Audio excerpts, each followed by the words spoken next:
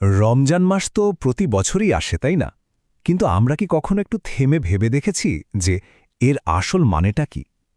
আজকের এই আলোচনায় আমরা দেখব রমজান শুধু একটা বার্ষিক নিয়মকানুন না, বরং এটা একটা বিরাট আধ্যাত্মিক সুযোগ।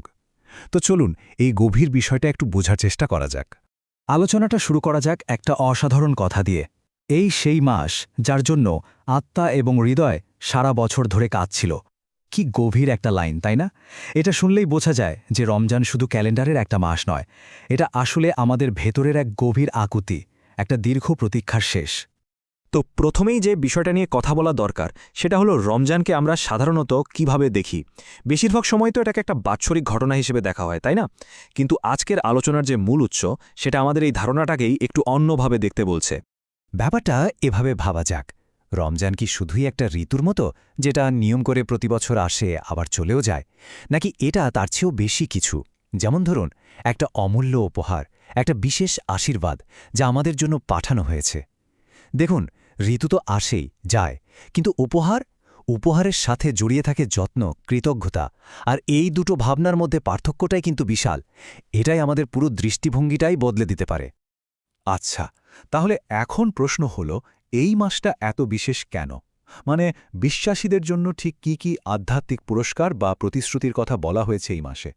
চলুন এবার সেই দিকে নজর দেয়া যাক। বলা হয় এই মাসে বিশ্বাসীদের জন্য অসাধারণ কিছু ব্যাপার ঘটে, যেমন স্বর্গের দরজাগুলো খুলে দেওয়া হয়। এর মানে কি? এর মানে হল ভালো কাজ, প্রার্থনা সবকিছু যেন একটা সরাসরি পথ পেয়ে যায়। আবার ঠিক উল্টো দিকে জাহান্নামের দরজাগুলো বন্ধ করে দেওয়া হয়। এটা পাপ থেকে দূরে থাকার জন্য একটা দারুণ পরিবেশ তৈরি করে দেয়। আর সবচেয়ে বড় কথা হল এটার রহমত আর ক্ষমার মাস, মানে চারিদিকে শুধু করুণা আর ক্ষমা। সব মিলিয়ে এটা আসলেই একটা বিশাল সুযোগের সময়। একটা কথা আছে, শূন্য থেকে শিখরে পৌঁছানোর সুযোগ। এই কথাটা আসলে এই মাসের যে কি অসম্ভব ক্ষমতা সেটা বোঝানোর জন্য বলা। যদি কেউ এই মাসটাকে পুরোপুরি কাজে লাগাতে পারে, তাহলে সে আধ্যাত্মিকভাবে এমন এক জায়গায় পৌঁছাতে পারে যা হয়তো সে কল্পনাও করতে পারেনি। শুধু তাই না, আরও একটা গভীর ব্যাপার আছে। বলা হয় এই মাসের প্রত্যেক রাতে নাকি মুক্তির একটা বিশেষ সুযোগ তৈরি হয়। জাহান্নামের আগুন থেকে রক্ষা পাওয়ার জন্য কিছু ব্যক্তিকে বিশেষভাবে বেছে নেওয়া হয়। ভাবা যায়, এই একটা কথাই তো এই মাসের গুরুত্বকে হাজার গুণ বাড়িয়ে দেয়। এখন রমজানের এই যে আধ্যাত্মিক মূল্য, এই যে বিশাল সুযোগের কথা আমরা বলছি, এটাকে আরও সহজে বোঝার জন্য মূল উৎসতে একটা দারুণ উপমা ব্যবহার করা হয়েছে। চলুন সেই উপমাটা একটু দেখি। এক মুহূর্তের জন্য কল্পনা করা যাক, ধরুন একটা ব্যাংক তার সবচেয়ে সুরক্ষিত ভল্টটা খুলে দিল আর ঘোষণা করল যে কেউ ভেতরে গিয়ে যা খুশি যত খুশি নিয়ে আসতে পারবে। কি মনে হয়, কেমন হবে ব্যাপারটা?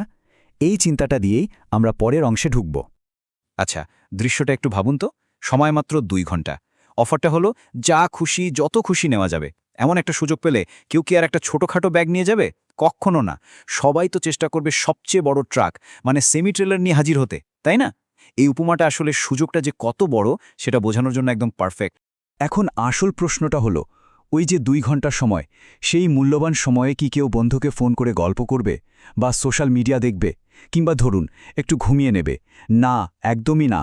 কারণ সবাই জানে যে ওই 2 ঘন্টার প্রতিটা সেকেন্ড কতখানি দামি। তো মূল কথাটা কি দাঁড়ালো? এই উপমাটা আসলে আমাদের চোখে আঙুল দিয়ে একটা জিনিস দেখিয়ে দেয়। আমরা দুনিয়ার টাকা পয়সা, ধন সম্পদের মূল্যটা কত সহজে, কত স্পষ্টভাবে বুঝি, কিন্তু রমজানের মতো একটা আধ্যাত্মিক সম্পদের যে বিশাল ভাণ্ডার খুলে দেওয়া হয়, সেই সুযোগটাকে আমরা অনেক সময় ঠিকমতো গুরুত্ব দেই না, বা হয়তো বুঝতেই পারি না। এবার আলোচনাটাকে একটু অন্যদিকে নিয়ে যাই। একটা বাস্তব এবং খুবই মর্মস্পর্শী ঘটনার কথা শোনা যাক। এই ঘটনাটা আমাদের সময়ের মূল্য যে আসলে কতখানি তা আরও গভীরভাবে বুঝতে সাহায্য করবে। মূল উৎসটিতে একটা খুবই দুঃখজনক ঘটনার কথা বলা হয়েছে। কয়েক বছর আগের কথা, রমজান শুরু হতে আর মাত্র কয়েক ঘন্টা বাকি। ঠিক আগের রাতে একজন তরুণ গাড়ি দুর্ঘটনায় মারা যান। ভাবুন একবার, রমজান তো চলে এলো, কিন্তু তার জন্য সেই মাসটা পাওয়ার সুযোগ আর থাকল না। এই গল্পটা আমাদের একটা কঠিন সত্যি মনে করিয়ে দেয়। রমজান মাসটা পাওয়া যে একটা নিশ্চিত ব্যাপার তা কিন্তু নয়। এটা আসলে একটা বিশাল উপহার, একটা বিরাট আশীর্বাদ যা সবাই পায় না। এই মাসে সুস্থভাবে বেঁচে থাকাটাই একটা বিরাট সৌভাগ্যের ব্যাপার। আমরা আলোচনার প্রায় শেষ পর্যায়ে চলে এসেছি। এতক্ষণ ধরে যে মূল্য আর সময়ের গুরুত্ব নিয়ে কথা হলো, এবার সেই সব কিছুকে একসাথে করে মূল বার্তাটা কি সেটা বোঝার চেষ্টা করা যাক। এতক্ষণের এত কথার সারমর্ম যদি একটা লাইনে বলতে হয়, তাহলে সেটা হবে এটাই: এই মাসটা যেন কোনোভাবেই নষ্ট না হয়। এর চেয়ে সহজ, সরাসরি আর শক্তিশালী কথা আর কিছু হতেই পারে না। তাহলে শেষ প্রশ্নটা সবার নিজের কাছে। আধ্যাত্মিক সম্পদের সেই ব্যাংক ভল্ট এখন খোলা। এই সীমিত সময়ে কে কিভাবে নিজের সময়কে কাজে লাগাবে, কারণ এই সুযোগ হয়তো আর কখনো ফিরে আসবে না। সিদ্ধান্তটা যার যার নিজের।